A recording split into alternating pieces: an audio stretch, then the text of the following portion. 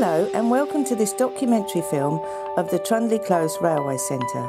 Today we will be learning the story of how the centre came about and talk to some of the members of this private model railway society in Haverhill, Suffolk. The centre currently contains two railways, one in O gauge 7mm scale and one in double O gauge 4mm scale.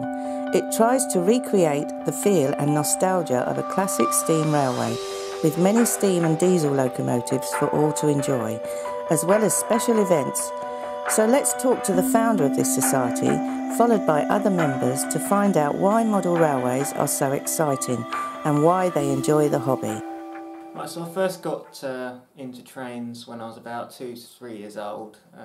My parents took me down to the Swanage Railway in Dorset.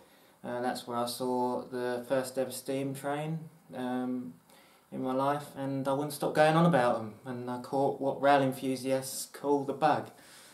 so yeah, and then later on, 5 or 6 years old, my dad brung down a model railway track. It was just a little circle with a few of his old trains from when he was a kid.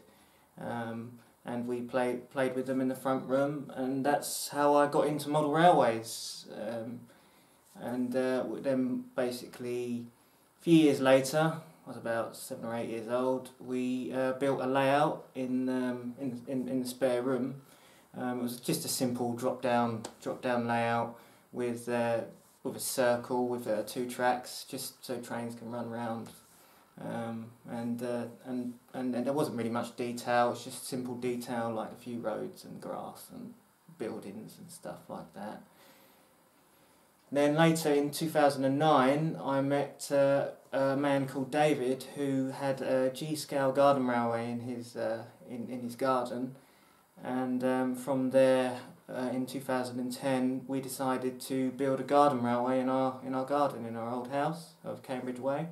Unfortunately, it didn't last, and we had to rip it up as we were moving house. If you visit the site today, all you'll find is just the hatches of where the trains used to go in and out, and just traces of the old railway where it used to be. And there was about a 4 or 5 year gap of not having any sort of layout or railway at all. And then my dad decided to build a private bar in our new back garden.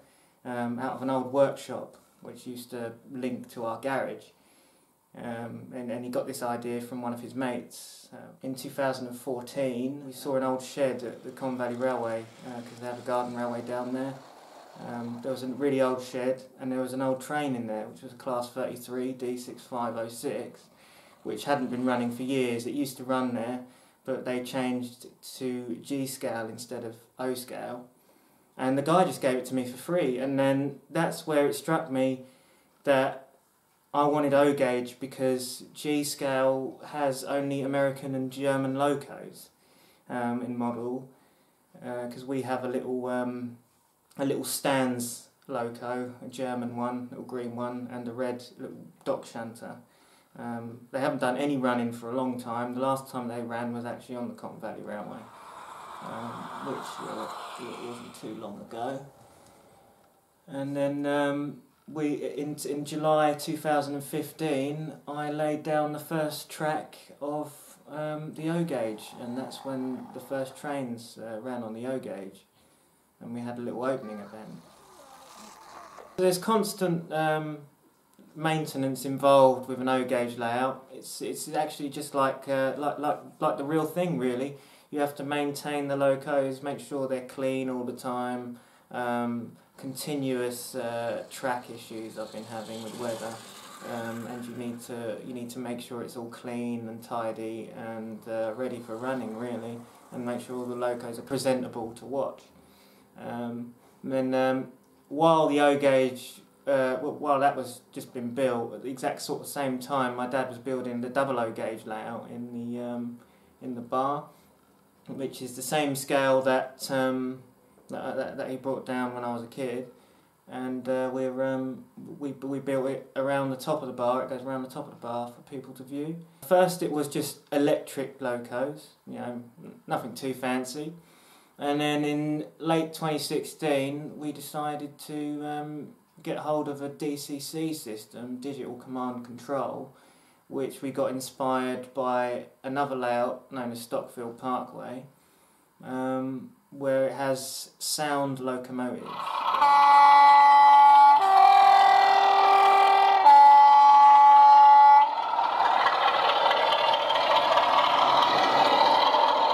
So we have the O gauge layout and we have the double O gauge layout.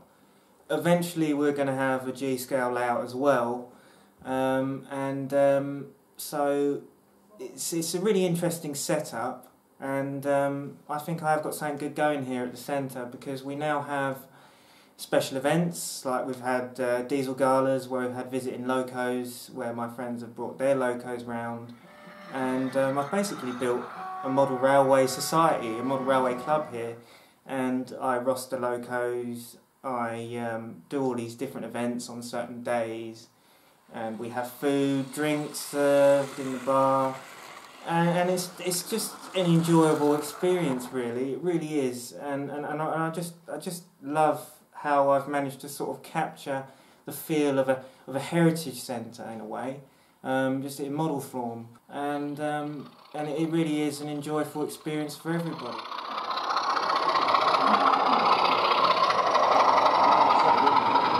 Bassett Loke was a huge steam locomotive enthusiast of British Railways' steam age, and became the inventor of model railways, and founded a company building small steam engines for a rich man's toy in the 1890s. However, these were not the playthings of children, and being replicas of the real thing, they were incredibly hot and took a lot to maintain. And nowadays, Bassett Loke's fantastic live steam engines are lived on and passed down to the other manufacturers. For example, Mammoth, founded in 1937, an example of one of their creations, are preserved here at the Trundley Close Railway Centre, a limited edition 040 saddle tank locomotive number 36.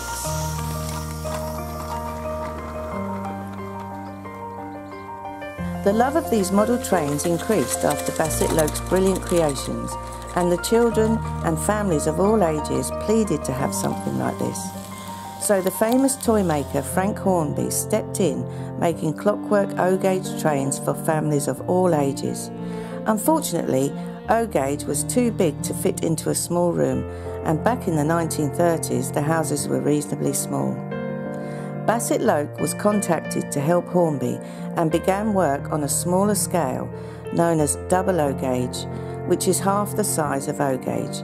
This made a brand known as Hornby Dublo to be produced, and the first electric train sets were introduced in the late 1930s. Unfortunately, Hornby were up against a new model railway manufacturer called Triang, who introduced more interactive model train sets for children. The popularity was so great that Triang won the battle and bought out Hornby. We shall now head over to Samuel's dad, Murray Beeman, who will talk to us about his very first train, specifically Triang. First train that I had was this high mech here. It was before I had this, I only had clockwork, and my dad brought it back from London, from when he worked in London. He came back with it as a surprise, because I always wanted to go electric and I didn't have anything, so this was what he brought me back, and I was only about 11 then, I should say, about 11 years old. Oh, probably about 1972, something like that. So it's quite an old loco. It was a little bit beaten up a few years ago when I got it out of storage, and then I spent a bit of time refurbing it, and it all runs properly, and yep, all good. I used to like the model railways when I was a child, and it's something that I've always liked since I've grown up, and I like the locomotives and how they look, and it's something nice to collect. So I started collecting again when I was in my 40s. I started to collect old models. I was finding them on the internet, on eBay and places like that, and then doing a bit of work to refurb them, and it was just a nice little hobby that I could do over the winter evenings. It's all classic trains, from Triangles to Hornbys, anything that's got a bit of age to it and maybe wants a little bit of work to get it back to how it should be. So if I find something like that, I get hold of it and just spend a bit of time working on it.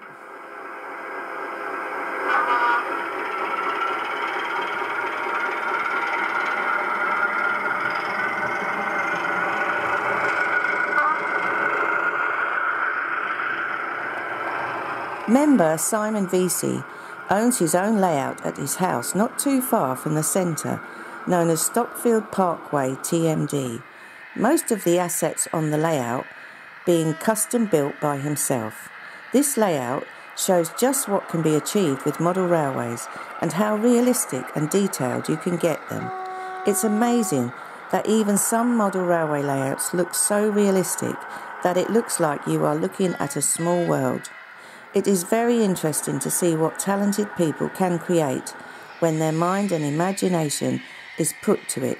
So let's head over to chat with the creator of this remarkable layout and find out why he enjoys the hobby and also why he comes down to the centre as well. Basically, from my childhood, I grew up in the inner city of London, and I was born and raised till I was about 22 next to a busy commuter line that ran into London Liverpool Street, and I suppose a lot of the influence come for seeing the trains on a daily basis going backwards and forwards from my bedroom window. I've got a great love for locomotives and seeing them perform in real life, but my proper passion is actually building a model railway and enhancing the model railway and actually, you know, painting and building locos, scenery, all that sort of stuff. That's my main passion. The actual train spotting and looking at trains, that's the second half of my hobby, I would say. My first train set, which is probably nearly everybody's first train set, was a Hornby Flying Scotsman. But the one that sticks out in my mind as my most favourite train set was the Hornby Intercity 125, which I had for my birthday. And yeah, that's the one that I always remember the most with the most fondness. But my first proper model railway layout, my dad built for me for a Christmas present, which I didn't even realise he was building it in the flat we lived in, and it was it hinged down from the top of a wall onto my bed, and it was just a tail chasing layout with an electric turntable in the middle. That was my first layout. It's all trial and error, you know. You never stop learning by trying new things and adding new skills and stuff like that. But really, Stockfield Parkway for me is my first real attempt at doing a really nice layout, and it's had its ups and downs, and it's still a work in progress, but I enjoy doing that. You always get ideas from other things you see, i.e. on YouTube or exhibitions and that, and you think, well, that would be a good idea, and maybe I should change that and incorporate that onto my layout. But yeah, they're all a work in progress technically. The main thing is really, I can share my passion with my friends for railways. We can talk railways, we can have a laugh with railways, and we can just generally have a good time doing everything that we all enjoy. Sometimes I bring my trains, and sometimes I don't, or sometimes I'm over here doing a little bit of maintenance or helping out with the railway. And yeah, I'll turn my hand to anything that needs doing. I'll help my friends out with their trains.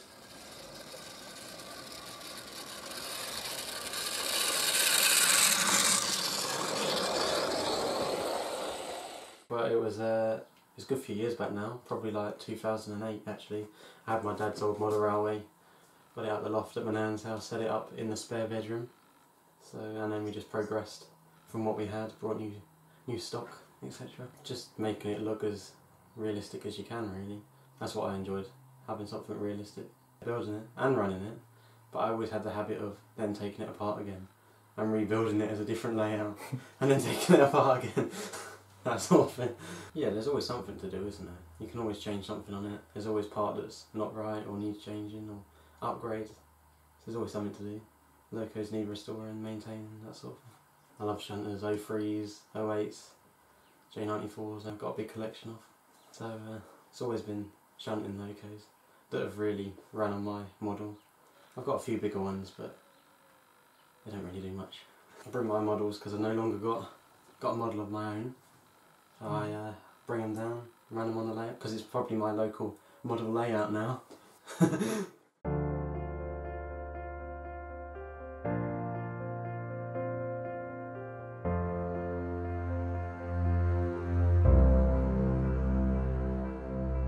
Well, I think owner Samuel Beeman really has something going here for him and his railway friends, but will model railways stay popular? There are various model shops stating that O gauge in the garden is the next big thing for model railways, and the popularity has greatly grown over the last few years. With DCC sound introduced and fully functional electric signals and points, model railways have found a way to compete with nowadays modern technology. So what is the future of Samuel's private model railway centre? I think the future of this railway centre that I've made up, there's something there, but the only downside is in a few years' time I am going to have to rip it up, because I am going to move house, I am going to get a wife eventually, and I am going to get children. So eventually all the stuff's going to have to be moved to a new house, and hopefully that'll be set up in a garden, but it depends if my missus wants to have her garden. I think I'll be able to move it on, and it will evolve, and hopefully go into a new house.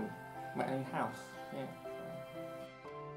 It has been nice to hear a model railway enthusiast's view of why they enjoy what they do, and why they enjoy spending time with Samuel and helping him out at his model railway centre.